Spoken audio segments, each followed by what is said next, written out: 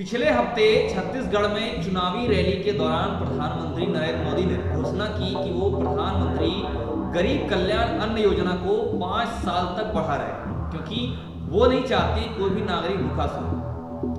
आपको बता दूं, इस खाद्य सुरक्षा अधिनियम का लाभ लेने वाले लाभार्थियों को 5 किलोग्राम भोजन यानी कि 5 केजी भोजन हर महीने मुफ्त दिया जाता है। इसका मतलब यह है कि 80 करोड़ भारतीयों को 2028 तक इस योजना का लाभ मिलता रहेगा और वे भुखमरी से बचे रहेंगे। साथ ही सरकार यह भी उम्मीद कर रही है कि भारत 5 ट्रिलियन डॉलर की जीडीपी के साथ दुनिया की तीसरी सबसे बड़ी अर्थव्यवस्था बन जाएगी।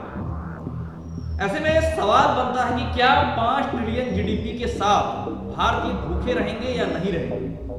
क्या इस लक्ष्य को पाने में 5 साल की देरी जो होने वाली है, इससे किसे फायदा होगा?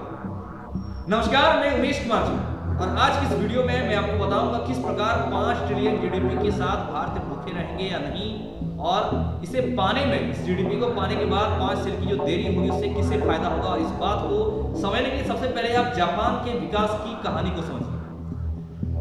जापान को अगर एक नजर में हम डालते हैं तो जो दुनिया की तीसरी सबसे बड़ी अर्थव्यवस्था यानी कि सबसे बड़ी इकोनॉमी है। आपको बता दो, जापान में हर 20 मिनट में आत्महत्या में से एक मौत होती है। इसके साथ ही 15 लाख जापानियों ने कई सालों से अपना घर नहीं छोड़ा है। मैं वो आंकड़े बता रहा हूं उस राष्ट्र की जहां तीसरी बड़ी अर्थव्यवस्था है, जो गंभीर रूप से समाज से अलगाव का एक रूप है। यानी कि 15 सालों से जापानियों ने कई सालों से अपना घर नहीं छोड़ा है, जो एक गंभीर रूप से अलगाव का रूप है, जिसे जापानी में हिकिकोमोरी कहा जाता है।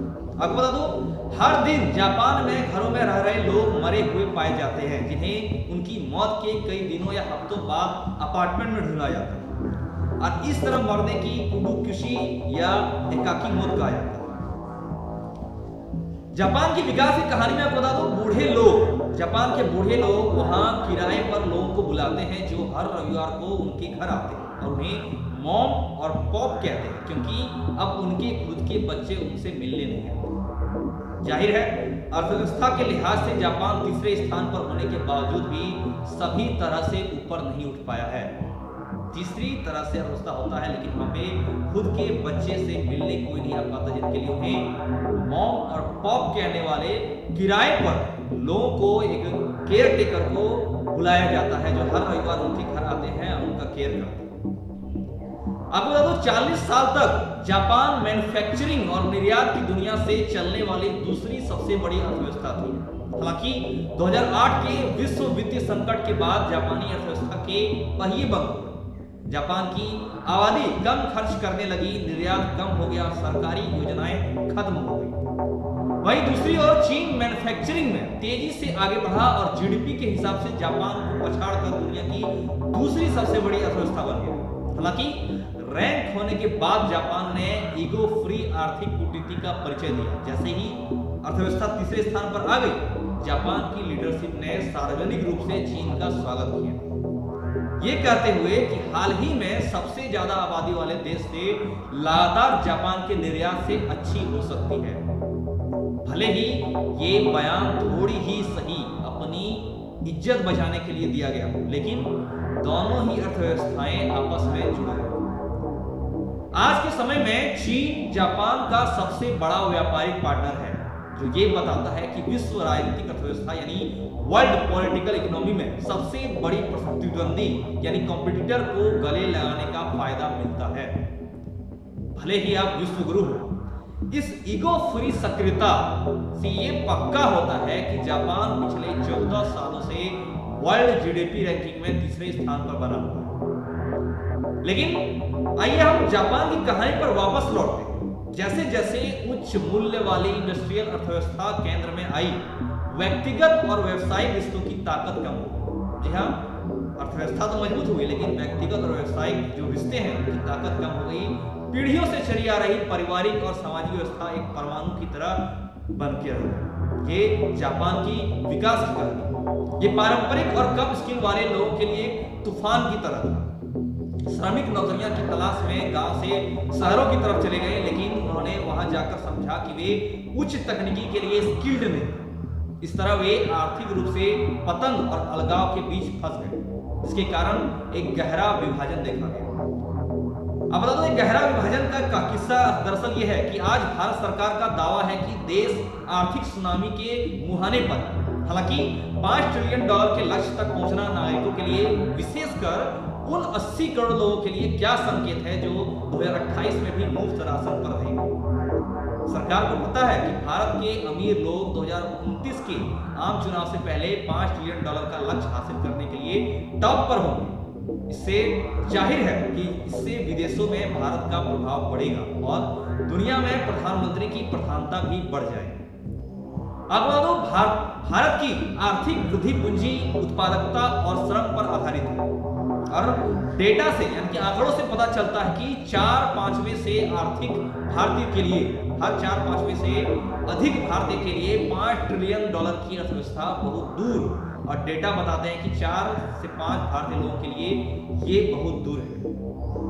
यदि हम पूंजी पर विचार करें तो ऑक्सफैम के अनुसार 2021 में, ऑक्सफैम ने आंकड़ा जारी किया, उसके अनुसार 2021 में 1% आबादी के पास देश की लगभग 41% संपत्ति थी, जबकि 50% के पास 3% संपत्ति थी। ऐसे माहौल में $5 ट्रिलियन की आर्थिक ट्रॉफी की दौड़ अमीरों और सत्ता संपन्न दलालों की पकड़ में है, जो इस पहल को खत्म कर देंगे।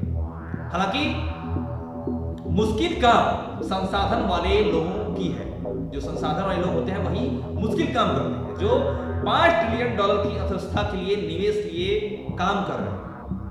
जीएसटी की लगभग 64% आबादी के निचले 50% और टॉप 10% से आया है, यानी जीएसटी का 3% योगदान दिया।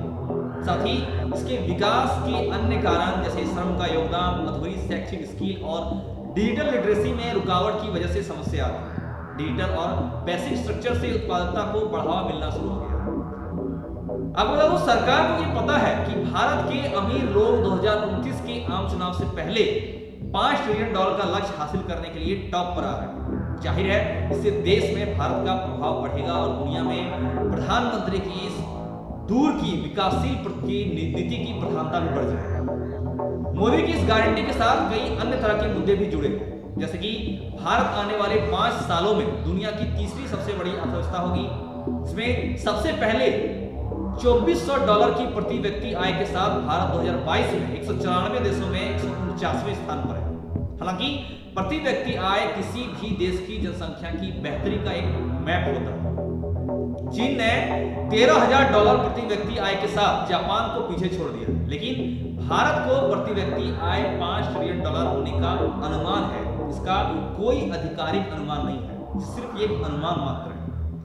दूसरा, $5 ट्रिलियन की जीडीपी का लक्ष्य और इसके वितरण या असमानता यानी कि इनइक्वालिटी इंडेक्स जो एक सूचकांक है, उसमें बताता है कि वर्ल्ड इकोनॉमिक द्वारा तैयार की गई सूचकांक 0 से लेकर 100 के पैमाने पर, यानी उच्च मूल्य एक ज्यादा समतावादी समाज को बताता है और चीन और जापान दोनों की वैल्यू 50 से ज्यादा है।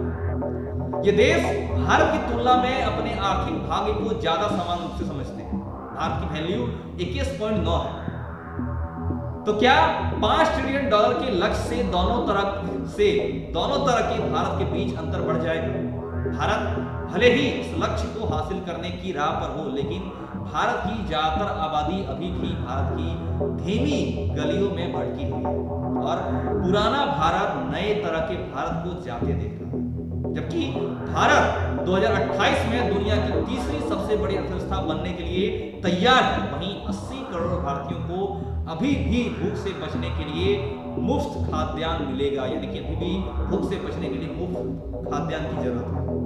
आज की इस वीडियो में फिलहाल इतना ही। हम आगे आपसे फिर मिलेंगे कुछ नई और अच्छी जानकारी के साथ। हमारे साथ अंत तक बने रहिए। धन्यवाद। जय हिंद, जय भारत।